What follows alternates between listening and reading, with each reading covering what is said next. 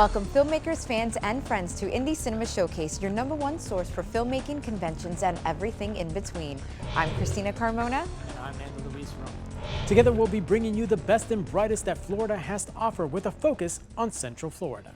In today's episode, we'll be speaking with award-winning filmmaker David Hosmer and checking out Chris Ballinger's film Candy Canes. We will also revisit some of our past events and then check out what films you should see before you die. All right, let's get things started. As Jack tries to have a simple holiday date, the doorbell rings. Everything changes. It's not always easy to be nice around the holidays. So for today's Show Us Your Shorts film, we present Candy Canes, a holiday short film from Playground Punks, directed by Chris Ballinger.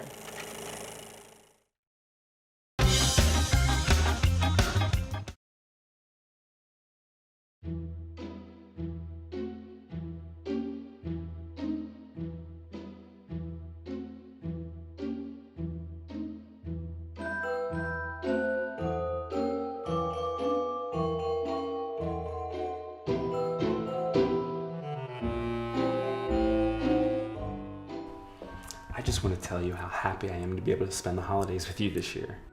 Well, I appreciate you being so patient with me. I've had such a hard time getting back out there after my ex. He was such a mean person, and I've had my doubts about men, but you're one of the sweetest guys I've ever met. Well, I guess nice guys do finish first. You wanna watch the movie? Yeah, I'm excited.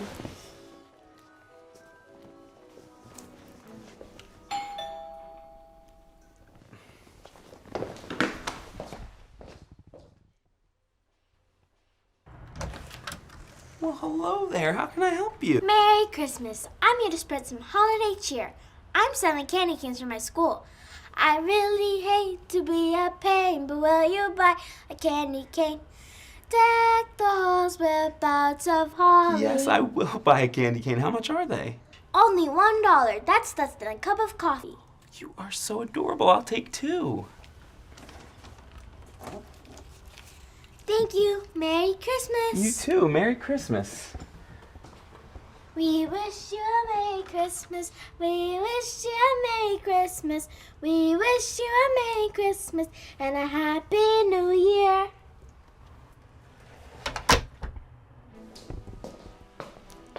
Just a cute little kid selling candy canes. Merry Christmas. You're so sweet.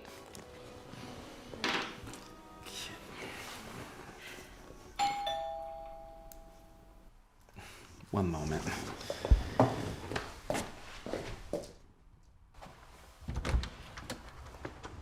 Yes? Merry Christmas. I'm here to spread some holiday cheer. I'm selling candy canes for my school. I really hate to be a pain, but will you buy a candy cane?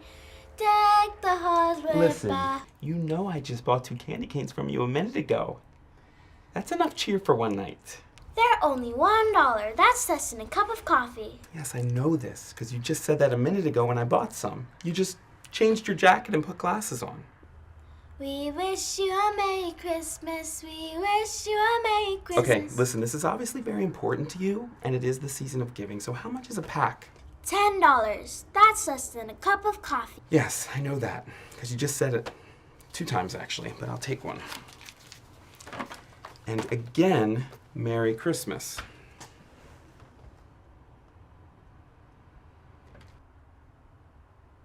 Jingle bells, jingle all the way. Oh, what fun it is to ride in one horse open sleigh. Hey, jingle bells, jingle all the way. Just, more candy canes. Wow. Well, I do love Christmas.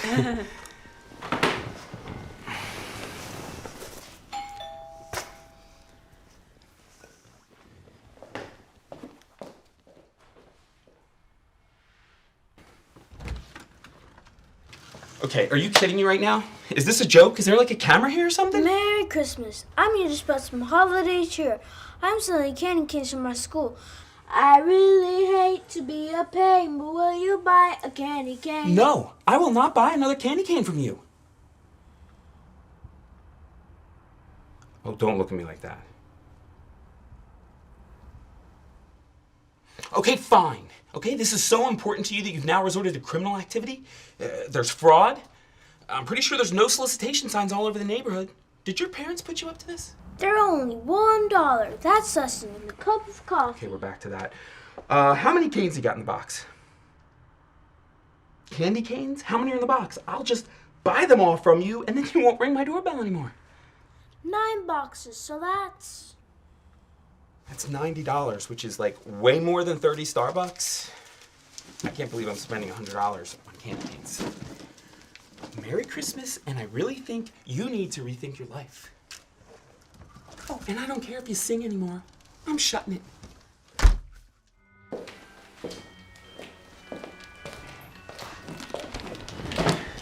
You bought a whole box of candy canes? You really do like Christmas. Ho, ho, ho.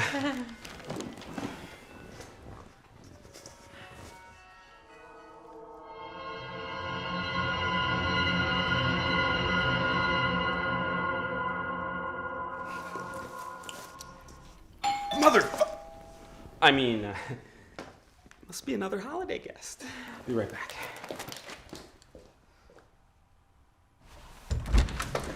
Okay, what the f? This is ridiculous. You little... You're a fraud. This little girl is a fraud. Hey, everybody! Don't buy any candy from this little girl. She's a criminal. You know, this is supposed to be the season of giving. And I bought all of your candy canes, but you just keep coming back. You are a selfish, conniving, hateful Grinch!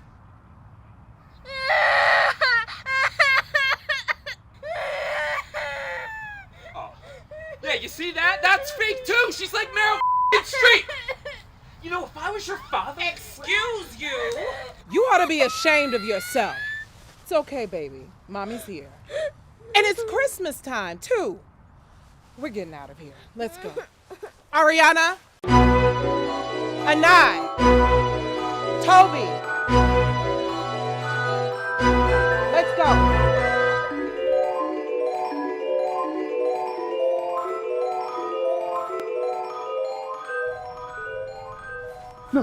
No, it's not what you think.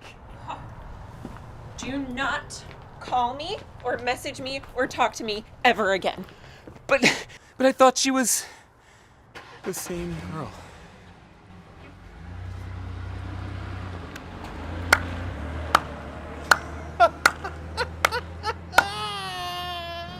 Look who's the Grinch now.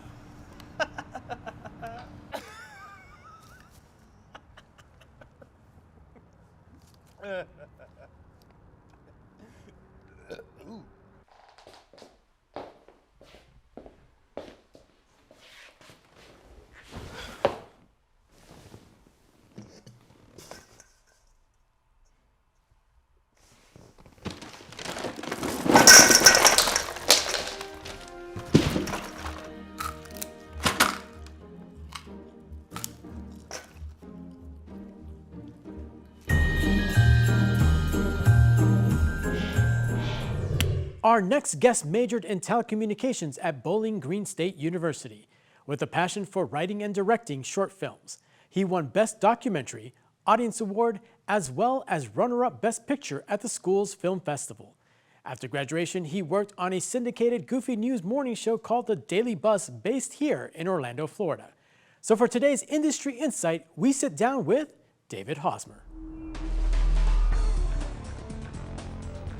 Hey everyone, in the studio today we have filmmaker David Hosmer with us today. Thank you for joining us on the show. Really glad to be here. So tell us about how you got, like your original plans. I know you wanted to go to LA. How are we here now? Orlando is a great city, first of all. It is. And I ended up here out of college. I really wanted to go make films. Felt like LA might be the move, right. And the practical side of me just chose, I'm going to take a job that was in TV at the time in Orlando, moved down from Ohio, and just kind of fell in love with TV also, as well as film, and I've always kind of stayed that route. I did do LA for 3 years with that job, but I still ended up making more films and short films here in Orlando than I ever did out there in the industry. Yeah. So it's a great city here. I really like it. Is Orlando, right? I feel like Orlando is very big for like independent short films and stuff like that. A lot of short film projects that come out of here. There's a lot of talent here. Yeah. A lot of talent. I think that sometimes that might get overlooked because we have Disney. and Yes. we have like all of those like fun things, which is great. But I think that we have a really, really strong. And I mean, with those parks though, brings a lot of great talent. A lot of talent, yeah. So I think that we're, putting Orlando on the map for real Yeah. in this industry. So you went from telecommunication, which is what your degree is in, correct? Yes. So you started working on, like you worked on the Daily Buzz, if I remember correctly? Yes, Daily Buzz was a syndicated morning show, mostly on WBs back then, and then Right. CW. Right. But it was based here in Orlando. Now, so. how did you make the transition from working from like TV production to actually getting into filmmaking itself? Well, I had done a lot of filmmaking in college up in Ohio, and made all sorts of silly comedies and things that you kind of try to just grow your skills and push yourself a little bit. We made like a 60-minute like semi-feature comedy that was family friendly. That was the challenge because everyone in college, you want like the gross out humor or like the and I was like, let's try to do it like not Napoleon Dynamite, but like in that vein. It was like, let's try to do something like that everyone could see. So that was like a fun challenge. And so I always had been interested in filmmaking, and once Derek and I hooked up through work actually. He told me all about the 48, and I said, you know what, with my family life, being a dad, having kids, working quite a bit, a weekend where you get to make a film seems like the perfect thing. That's doable, right? Yeah, it's start to finish, and you walk out with a 7-minute project. You get to hang out with some great people along the way. So it was really fun. I think that was like the perfect solution for me to get to flex some of those muscles. Yeah. And how many 48s have you participated with, Derek? Has it been? 4 here in Orlando. Okay. All right. So you're well versed in the 48. Why do you keep coming back? I know it's not just because of us. I mean, it could be it's because part of of the package. I'll take it. It's part of the package, yeah. I really like seeing what other people do is one thing. I love sitting in a room and having a challenge of, a genre, a character, a line, a prop, and just saying like, let's start fresh. We have, 5-10 hours to write this so that we're shooting by 8 in the morning the next day, and then we can shoot all day and then edit all the next day. And like, I love that challenge. It's like fresh every year. You just kind of hop in and you buckle up because you're not going to sleep very much. No. And you want to come out with something that you're proud of, not just something that's thrown together. Right. So there's like this really nice balance of pushing yourself towards like the best you can do, but also realizing the limitations that you have in time, resources, everything really, money. Like it's just like we got to go, let's do it. So. And it's interesting because it's like for those of you that don't know what the 48 is about, it's basically a bunch of filmmakers get together to compete to make a film in 48 hours. Write a script, shoot it, and edit it all in 48 hours, which is an amazing thing on its own. And this happens in many cities across the world. So you guys are actually competing not only for the title of Best Film in Orlando, but you're also going to be competing against other cities across the world to be able for the opportunity to even screen at the Cannes Film Festival, which is an amazing project. It's like, and from you, it seems like you mentioned that your first comedy, like you challenged yourself to make a comedy that was going to be like loved by everyone and not just be like gross comic humor. So it seems like challenging yourself seems to be something that's very good for you when it comes to like the 48. So. Yeah, absolutely. It's the perfect challenge. And like I said, you're in and you're out, and you can get back to everyday life. When I don't always have time for like the creative passion, so it's like a great way to say like, let's do this right now. And what role do you really like when it comes to filmmaking?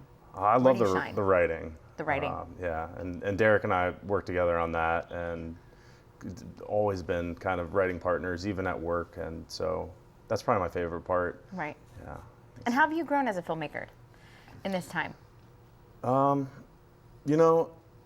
I think confidence probably in terms of just knowing that we're going to be able to get that done, knowing that you can undertake a bigger task and not have it scare you off in any way, understanding where people fit talent-wise to know how to get the job done and say like, oh, I can lean on this person for this thing and that. So I think that's really important when you're trying to put something together. Yeah. So and it's great to see how filmmakers grow. So you being here and saying, hey, like this is just the kind of thing that I use to just get that creative thing out. That's wonderful because not everybody is a full-time filmmaker, a full-time actor. But I love that you found an outlet and you've been sticking with it and you've been doing so great because those films are so great and we hope to see so many more from you. I mean, do you ever plan to kind of venture out and maybe do something? Yeah, I think so. Outside? I think my kids are 9, 6, and 3 now. And so we're kind of that age where like you don't have to they were so young for so long that Yeah. I felt like I needed to be there and spend a lot of time, and I still need to spend time with them. But my oldest is interested in filmmaking I was now, gonna and like say, so maybe like maybe there's- some time with them will be on set. Yeah, I've got some scripts lying around that I'd like to pursue, and I think that'll be in the future. That's wonderful. So where can we find some of your projects that you've worked with? My YouTube's D Hosmer is the tag. Derek's Rotten Rabbit usually hosts a lot of our 48 films, and I think you tag that Rotten Rabbit TV, I think. You can probably Google it. Yeah, I'm sure we'll find it. I'm sure we'll find it. Yeah. All right, David, well, thank you so much for chatting with us. I Thanks look so much forward for to having seeing me. what films you guys got in store for the next 48s. We can't wait to do it. And yeah, thank you. Thanks so much. That's been great. But you did great. That was honestly... If you would like to be a guest, have something to promote, or have your film featured on the show, visit our website, indiecinemashowcase.com. Watch past episodes and help support the show by buying some merch on our online store. Follow us on our socials, Facebook at ICSTV and on Instagram and X at ICSTV Show. You can also reach out to us by emailing us at icstv@yahoo.com. ICS Fun Fact. The Australian film The Story of Kelly Gang was the first feature-length film in history. Produced in 1906, it was over an hour long, and the reel length itself was about 4,000 feet. To put that into perspective, a small 5-inch reel holds about 200 feet, 6 inches 300, and 7 inches 400 feet. Crazy enough, it was almost lost forever, but a few pieces of the film surfaced in 1975, which helped preserve some of the history-making movie.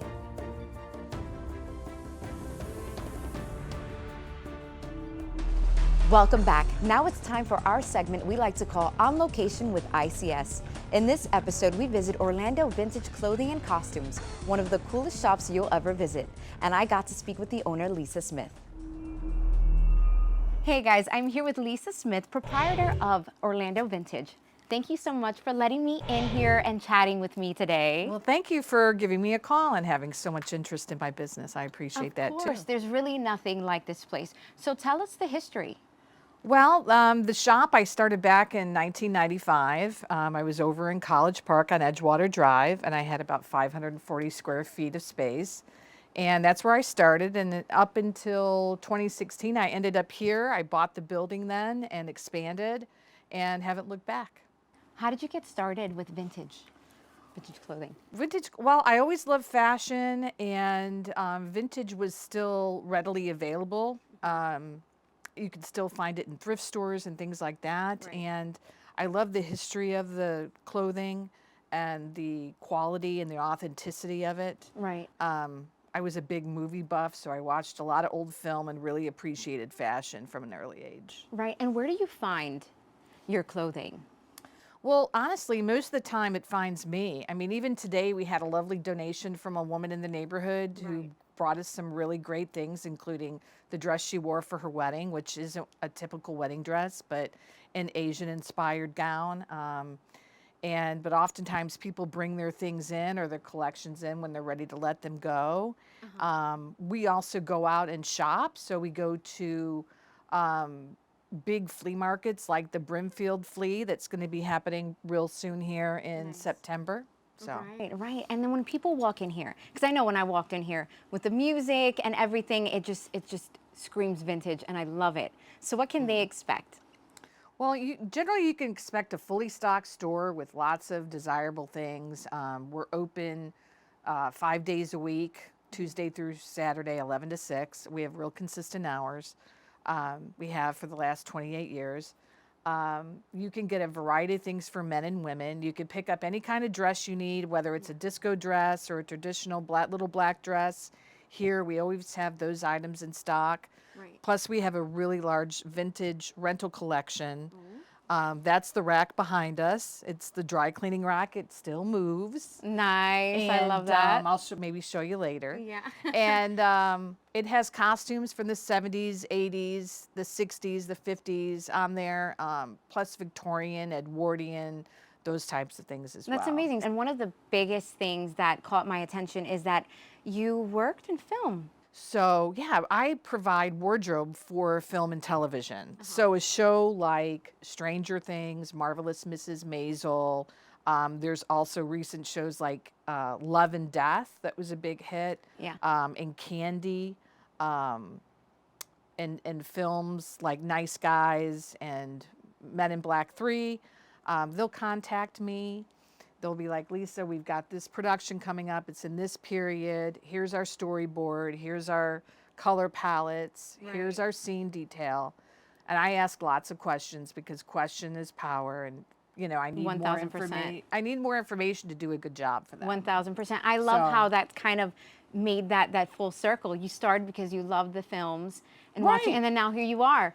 So what do you offer like indie filmmakers that might come in and say, hey, Lisa, I have a film that's taking place in the 50s. Like what can they... Well, what I'll do, it depends on what stage somebody's in. Oftentimes people, when they start writing their scripts, like a lot of the Full Sail students, they'll come in and I'll be like, listen, make it realistic. Don't have too many characters that you have to dress with that budget. Right. And I talk to them about their principles. If they have limited budgets or even just to start with. I'm like, your principals have the most camera time. They're the most important characters. Let's talk about their wardrobe. Let's talk about how many wardrobe changes you need. So I act as like their professional costume designer within in-house for them as a service. And sometimes I'll extend my services to them if they need more assistance. Like if they need somebody to go out and buy and do fittings, I offer fittings here for them. I'll have their actors come in, I'll fit them, I'll help style them, and I'll put packages together to help fit in their you know, budgets. Yeah, that's amazing. That's amazing. We have not found anything like this. So when we saw Orlando Vintage, we definitely knew we had to come here. Well, I appreciate it. Absolutely. So where can people find more information? Well, you can find us at orlandovintage.com. That's our website, and we have about 500 pieces up there. That's a good example of some of the things we have, and people can shop with us from all over the world. And then we have our Instagram account, Orlando Vintage, and then our Facebook, and you can find us here on 1500 Formosa Avenue.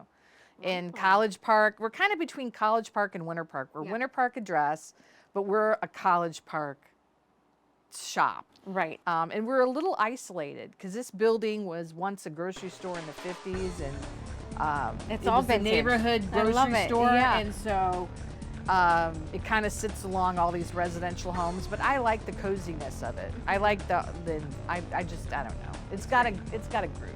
It's great. The aesthetic is there. Right. So guys, make sure you check out Orlando Vintage. Lisa, I'm going to peruse around if you don't mind. Please. Yes. Thank you so much. Oh, you're so welcome, and thank you. For our final segment, we check out what films you should see before you die. For this week's film, we travel back to 1975 for the film Monty Python and the Holy Grail, directed by Terry Gilliam and Terry Jones. It stars Graham Chapman, John Cleese, Eric Idle, Terry Gilliam, Terry Jones, and Michael Palin. The British comedy troupe Monty Python are the kings of irreverence, and the Holy Grail is their crowning achievement. The film parodies the legend of King Arthur's quest for the Holy Grail and everything that goes on during the famous quest. Neither Terry Gilliam nor Terry Jones had directed a film before and described it as a learning experience in which they would learn to make a film by making an entire full-length film. The cast humorously described the novice directing style as employing the level of mutual disrespect always found in a Monty Python work. It currently has a 96% approval rating on Rotten Tomatoes, and it is our choice for this week's film we think you should see before you die.